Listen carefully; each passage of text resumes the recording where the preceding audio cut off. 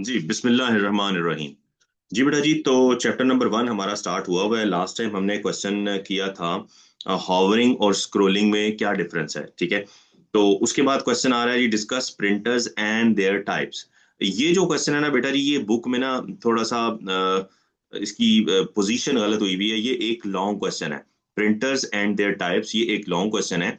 इसी तरह जो लॉन्ग क्वेश्चन है वहां पर एक शॉर्ट क्वेश्चन गया हुआ है। तो इसको हम लॉन्ग क्वेश्चन के साथ देखेंगे, क्वेश्चन नंबर 11 को। Basically it is a long question. तो आज हम बात करेंगे क्वेश्चन नंबर 12 की। For which purposes do we use scanner.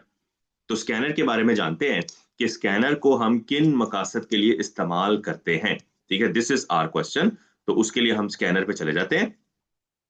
ये आ गया हमारा आर्टिकल स्कैनर का। तो स्कैनर को हम क्यों इस्तेमाल करते हैं, ये हमारा सवाल है। ठीक है, पहले तो सवाल ये है कि इसको समझते हैं कि स्कैनर है क्या। कह रहे ji, scanner is an input device which works like a photocopy machine. ये एक ऐसी डिवाइस है जो फोटोकॉपी मशीन की तरह काम करती है। ठीक हो गया। अब फोटोकॉपी मशीन क्या करती है। फोटोकॉपी मशीन में आपके पास जो है वो आप एक कागज रखते हैं मशीन पर, और उसका जो है वो प्रिंट कागज पर निकल आता है। ठीक है ना, वो उसकी कॉपी करके कागज में ले जाता है। लेकिन यहां पर स्कैनर क्या करता है, आप कोई भी पेज है, आप चाहते हैं उसको सॉफ्ट फॉर्म में देखना, यानी कंप्यूटर के अंदर लेके जाना, तो स्कैनर ये काम करता है। वो आपकी कोई भी इमेज है, कोई पुरानी डॉक्यूमेंट है, कोई तस्वीर है, स्कैनर पर रखते हैं, बिल्कुल फोटोकॉपी की तरह काम करता है, पर वो कागज पर प्रिंट नहीं देता, बल्कि वो उसको सॉफ्ट कॉपी बनाकर हमें कंप्यूटर में दिखा देता है। ठीक है, सॉफ्ट कॉपी हर वो चीज जो आपको कंप्यूटर में नजर आती है। ठीक है, यानी आपकी स्क्रीन पर आपको नजर आती है। ठीक है ना, तो वो हम यहां पर देखेंगे।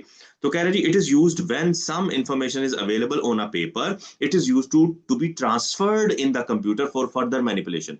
तो आपकी कोई मालूमात है किसी कागज पर, आप उसको जो है वो मशीन में लेके जाना चाहते हैं, कंप्यूटर पे लेकर जाना चाहते हैं, कंप्यूटर के अंदर सॉफ्ट फॉर्म में, ताकि आप उसको मैनिपुलेट कर सकें, यानी उसके साथ काम ज्यादा कर सकते हैं, उसकी सेटिंग चेंज कर सकें, उसकी कलर स्कीम चेंज कर सके। मैनिपुलेशन का मैंने आपको पहले बताया था, बहुत बड़ा वर्ड है, इसके अंदर बहुत सारी जो है वो बातें आ जाती हैं।